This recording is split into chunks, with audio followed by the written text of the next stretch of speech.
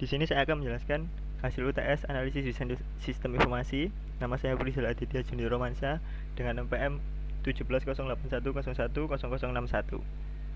Fitur-fitur sistem yang ada pada sistem informasi ini yaitu manajemen supplier. Fitur ini dapat membantu minimarket untuk menyimpan data supplier atau memungkinkan juga minimarket untuk membandingkan satu supplier dengan supplier lainnya. Yang kedua, manajemen stok. Fitur ini membantu minimarket untuk memantau, mengecek, dan menginput stok barang yang ada di gudang penyimpanan.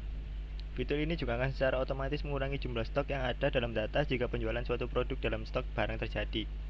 Yang ketiga, fitur laporan penghasilan. Pada fitur ini membantu minimarket untuk melakukan pengawasan terhadap pergerakan stok barang, analisa hasil penjualan, dan juga penggajian karyawan.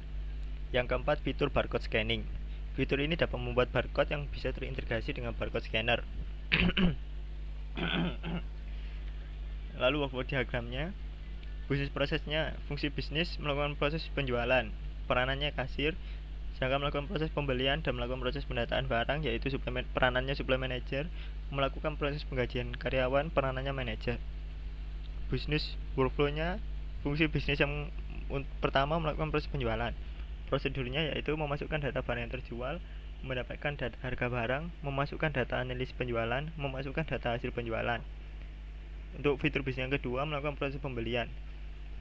Prosedurnya memasukkan data supplier, mendapatkan data stok barang, memasukkan data barang yang dibeli, mendapatkan data perencanaan pembelian, dan mendapatkan data supplier. Yang ketiga, melakukan proses pendataan barang. Prosedurnya memasukkan data perencanaan pembelian, mendapatkan data hasil penjualan, memasukkan data stok barang, memasukkan data harga barang, dan mendapatkan data barang yang dibeli. Yang terakhir, melakukan proses penggajian karyawan. Prosedurnya memasukkan data karyawan, mendapatkan data karyawan, memasukkan data pengeluaran. Sistem workflow diagramnya untuk proses penjualan, yang pertama adalah membuka sistem, lalu autentifikasi, terus menampilkan informasi kasir. Kasir akan meminta data harga barang, lalu sistem akan memberikan data tersebut. Kasir akan memasukkan data barang yang telah terjual ke sistem, lalu sistem akan menyimpan data tersebut. Kasir akan memasukkan data analisis penjualan, yaitu barang apa yang terjual dan tidak terjual hari ini. Lalu kasir akan memasukkan data hasil penjualan, yaitu jumlah barang yang terjual hari ini. Yang kedua, proses pembelian, melakukan supply manager.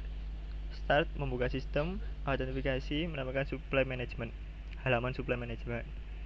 Kalau ada jika ada supplier baru, maka supply manager dapat memasukkan data supplier baru tersebut ke sistem. Meminta data perencanaan pembelian dari sistem, lalu meminta data stok barang, menambahkan data stok barang agar supply manager mengetahui barang apa saja yang harus dibeli, lalu masukkan data barang yang dibeli. Lalu dalam pendataan barang, supply manager akan membuka sistem, autentifikasi, menambahkan supply management, lalu masukkan data perencanaan pembelian. Apa saja barang yang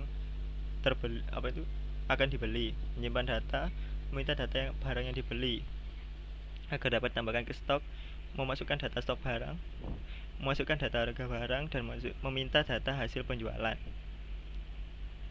Penggajian karyawan yang dilakukan oleh manajer. Start, membuka sistem, autentifikasi, menambahkan halaman manajemen.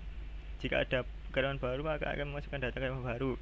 Jika tidak, meminta data seluruh karyawan, lalu masukkan data pengeluaran.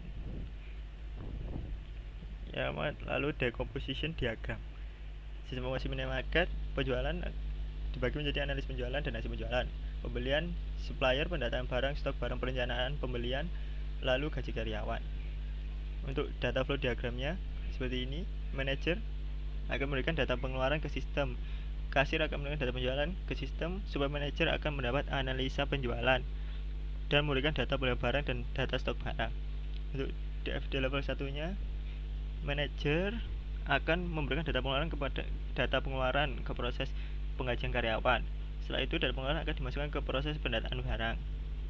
Pada proses penjualan, kasir akan mendapatkan data harga dan memberikan hasil penjualan. Hasil penjualan lalu akan masuk ke proses pendataan barang. Lalu supply manager akan memberikan data pembelian dan mendapatkan data perencanaan pembelian dari proses pembelian. Data hasil pembelian tersebut akan dimasukkan ke proses pendataan barang. Lalu data hasil penjualan akan diambil oleh supply manager dan akan memberikan data stok barang kepada proses pendataan barang. Sekian penjelasan dari UTS ATSI kali ini, kurang lebihnya mohon maaf. Terima kasih.